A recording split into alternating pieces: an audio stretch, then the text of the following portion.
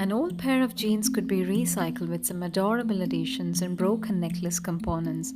Even though I planned the placement of a bead or any other accents, color balance, proportion of the components, and at times technical difficulties leave me open to other possibilities, and hence resulting in something better than what I had planned. The seams portion of the denim was planned to be part of the design. However, the leather strap and turquoise colored strands was a result of spontaneity. The charms were sewn to the bottom, and with the help of a toothpick, the top portion was folded onto the back side, leaving just enough room for a wire to pass through. Give loops at both ends of the wire, and there I have an accessory to style me the boho way.